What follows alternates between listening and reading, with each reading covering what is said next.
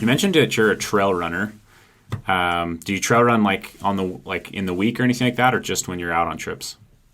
No, just when I'm going downhill. Gotcha. I used to run a lot in New York City.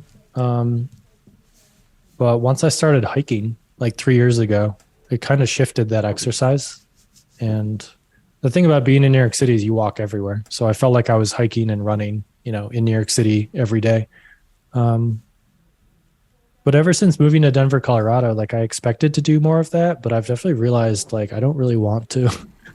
like we're probably going to leave and go somewhere else after this good test. But I'm like, I get so much outdoor like energy from my work that I don't really do that on my free time. Yeah. Any idea like what kind of mileage you put down in a year? Like Just like on for your hiking. hikes? Yeah, Oh, yeah. Just like you ever tracked that out of curiosity? yeah. I think it's anywhere from 500 to 1,000 per year, maybe. Like maybe 500 to 800 realistically, probably. Like tracked Yeah. hiking. Yeah. Yeah. I was gonna. That's interesting. I was curious if you did a lot of trail running. One of the things we have under development here is something called a fast pack. Have you ever heard of fast packing at all? I assume it's like backpacking, but with a light pack, and you probably break 3 miles per hour more, right?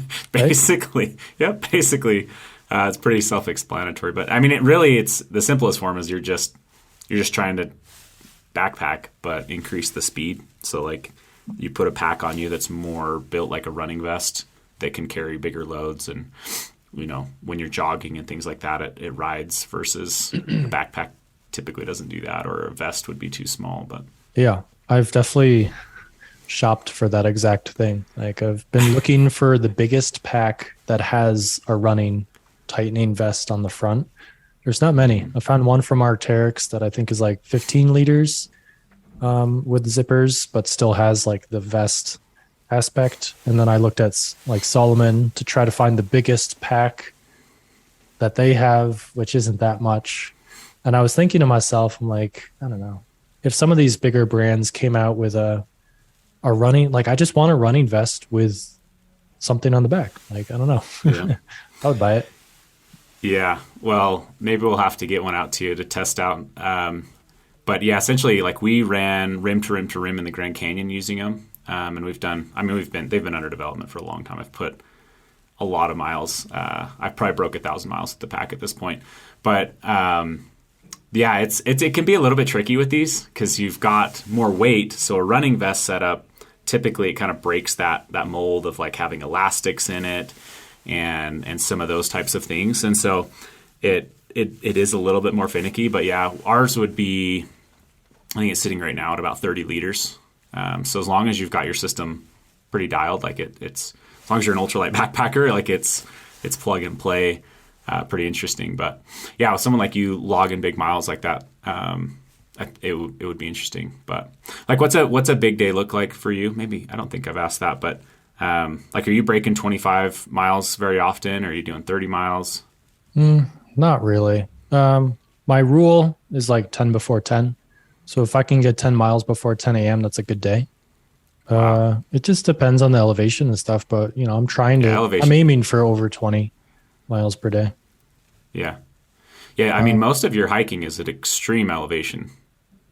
Yeah, that's obviously different. And like I said, I haven't really gone on a solo hike in a while. I'd say my max, the most I've ever done in a day was like 42 in California. Wow. Out of And necessity or desire?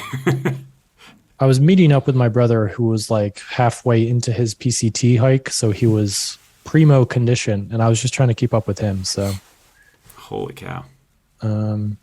yeah, but going forward this next year, like I'm probably not going to do as many long distance hikes. I'm sure I'll get the itch to do something on my own. I've got like a short list of places I'd like to go. But I'm trying to keep it open, trying not to schedule too much because I feel like I overscheduled this year. And the lighter the the pack, the better. And if I can take a chairlift up, I'll do that. If I don't want to walk on any roads next year. I want to have more fun. I don't want to I want to care less about like doing a complete circle, or I don't know, like backpacking cliches and stuff like that. I just want to like go out and have fun more. Yeah. Do you ever go back to the same spots, or do you like everything to be new? Yeah, I go back to the same countries, but I always do something new. Like I've done the area around Cusco and Machu Picchu probably 3 times now. And I think I'm tapped out of Peru for a while. I think I'm good. I think I've been there like four or 5 times now. And then Iceland. That was honestly a question I had, was like where I mean, because I have seen quite a few of your Peru ones. Like I was like, where do you go? Like if you're a first time backpacker, or like you want to do like something international, like where do you go first? Is it Peru? Because you've got a lot of content there. Yeah, from the US, that's a pretty cheap flight, and it's all new. It's cool to hike in the US, and it's very, I would say, wilderness compared to what I've found elsewhere in the world.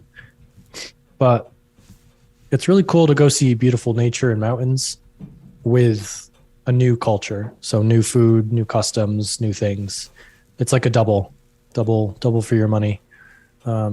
So that's why I travel so much internationally. It's just way more fun than if I go do, Yosemite again, even though Yosemite is beautiful.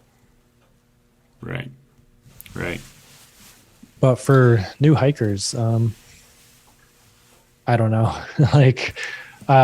Answering this question is like the reason why I make the videos. It's like I almost make all of these videos so that I don't have to answer that question for each and every single person. It's like I've put that work in. My job is to make a menu. All you have to do is just scroll through the grid on my YouTube, pick on something that looks interesting, and then I show you what it's like, give you good expectation, and then I teach you how you can go do it yourself in a fun and safe way. And yeah. We need to get you connected with some of these countries' tourism bureaus and get you some affiliate money for just bringing people into their countries. I know that there's someone here in Utah that he films a lot of videos for the country. Like they'll pay him to do like sponsored videos and whatnot. And I could see your angle there, man. You're just creating a menu and you're helping bring in the tourism. So be a seamless thing for you, I feel like. Yeah, because I'm kind of a noob when it comes to new countries, obviously. Like I'm just kind of doing what I've found, but there's obviously much cooler, more intense things to go visit and see in all of these places that I just don't know about. So it is helpful when these tourism boards like give you a deeper understanding of like what you would be interesting to share. But it's a tricky slope, letting other people kind of dictate what you go do and what you want to share. So it's you got to find a balance. That's for sure. The videos that I'm thinking of are very much commercialized, right? Like there's a heavy hand in it essentially to produce what the client might want, right? So